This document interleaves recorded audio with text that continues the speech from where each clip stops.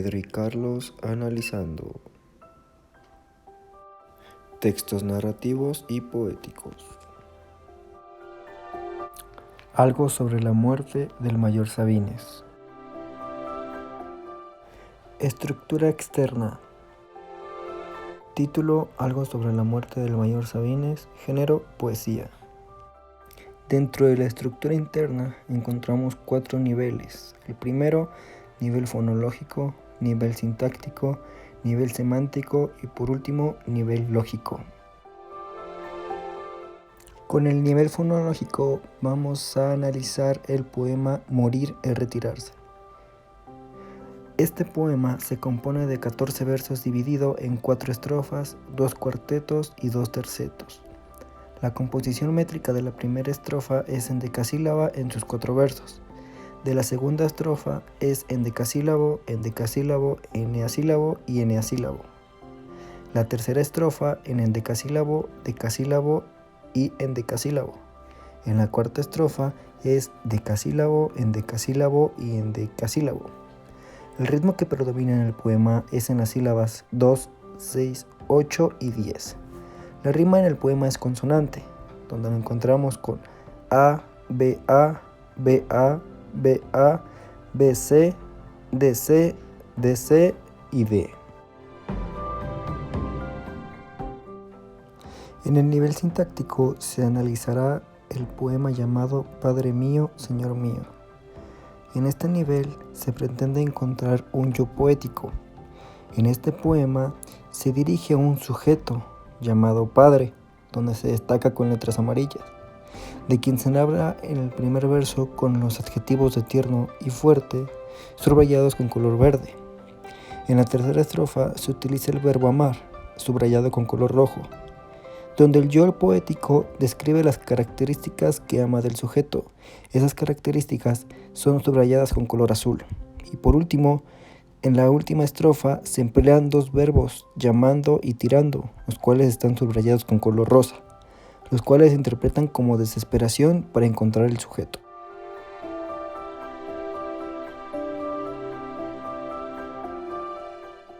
En el nivel semántico se busca encontrar las figuras retóricas que componen el poema.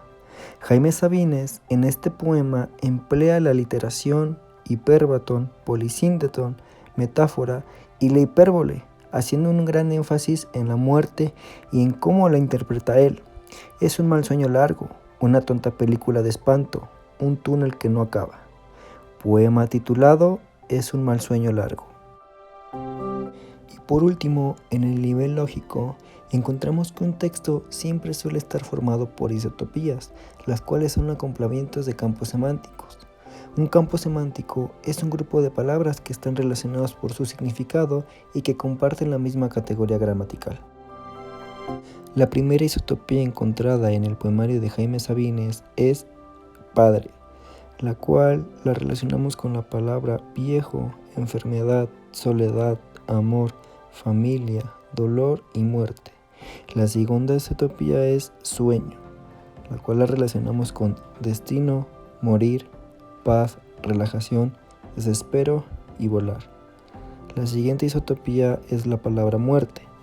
Esta palabra está relacionada con desespero, angustia, dolor, sinceridad, amor y realidad. Y la última isotopía es la palabra llanto, la cual la relacionamos con coraje, alivio, fiesta, diálogo, familia y hogar.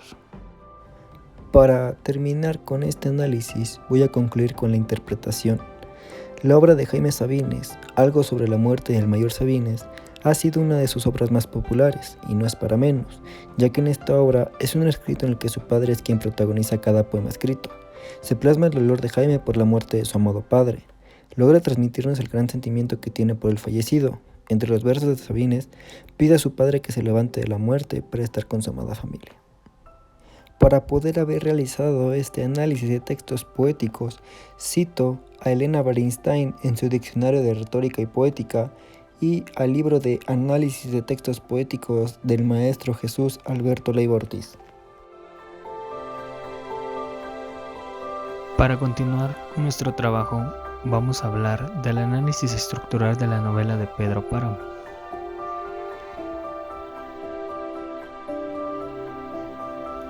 Este análisis se compone de dos partes, una parte externa y una parte interna, que es en la que nos vamos a enfocar. En la parte interna tenemos como punto número 1 la diégesis. La diégesis es parte de la historia. ¿Qué nos dice la historia? La historia es de Pedro Páramo.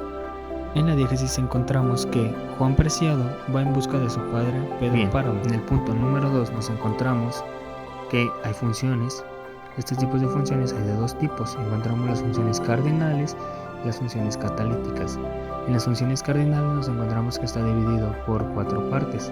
La parte de la presentación, el nudo, el clímax y el desenlace. En la parte de la presentación nos encontramos que doña Dolores en su lecho de muerte manda a su hijo Juan Preciado a buscar a su padre Pedro Páramo. En el nudo, Juan Preciado se da cuenta de que todas las personas con las que ha hablado, que realmente no son personas sino almas con las que se va encontrando, estas almas le van contando cómo era su padre, cómo se comportaba y el cacique que resultó ser. En el clímax nos encontramos que matan a Pedro Páramo, otro hijo de los tantos que llegó a tener Pedro Páramo. En el clímax también vamos a hacer mención de la muerte de Susana, el amor de Pedro.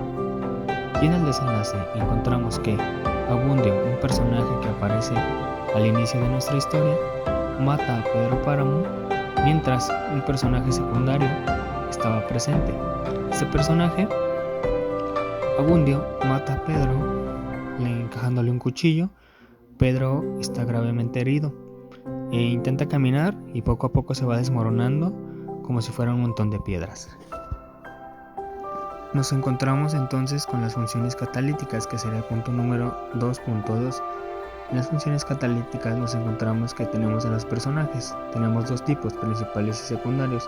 En los principales nos encontramos a los protagonistas, que serían Pedro Páramo y Juan Preciado, que son los narradores, protagonistas de esta historia. Después nos encontramos con el antagonista, que sería Susana San Juan, Padre Rentería, Abundio y Dolores. En los personajes secundarios nos encontramos que Eduviges, Diada, Damiana Cisneros serían nuestros personajes secundarios. En los personajes incidentales nos encontramos que podrían ser las personas o almas que aparecen en nuestra historia, la sobrina del padre y el padre de Susana. En los personajes referidos no tenemos ningún tipo de personaje, y en los personajes ambientales nos encontramos al abogado de Pedro Páramo, a Toribio, un empleado de Pedro, a Lucas Páramo, padre del mismo, y a Matilde Preciado, hermana de la esposa de Pedro. Bien, ahora nos encontramos en una parte del tiempo. El tiempo hace referencia a en qué época fue que se escribió la novela.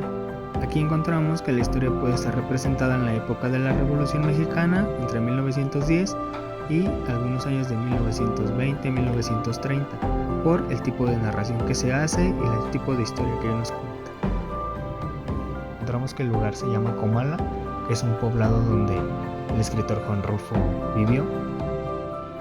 Bien, ahora nos encontramos con otro punto que nos dice el tipo de tiempo en que está escrito. En el tiempo tenemos dos tipos, el tiempo objetivo y el tiempo subjetivo. Hablar de algunas figuras retóricas, algunas de las que se pudieron localizar en este texto. Bien, casi para finalizar nos encontramos con una parte que serían las isotopías. Estas serían partes o lugares que aparecen en nuestra historia. Aquí seleccioné algunas y serían más Para importantes. finalizar este análisis, Nos encontramos con que se debe hacer una interpretación. En la interpretación hablamos de cómo lo percibí yo, lector, y aquí esta sería la interpretación. Pedro Páramo es una novela corta que se basa en el realismo mágico. Para poder leer esta novela se necesita dar varias lecturas o por lo menos leerla 2 veces en párrafos que no entiendas. Esta novela es más compleja de lo que uno puede pensar. El autor inicia con una narración muy sencilla, pero conforme se va armando, se crea una estructura y la historia va tomando una cierta complejidad. Empiezan a aparecer varios personajes y estos también se van obteniendo muchos diálogos y participaciones que pueden crear una cierta confusión. Para este análisis quiero citar a la autora Elena Berenstein, con la que se fue basado este análisis estructural de la novela Pedro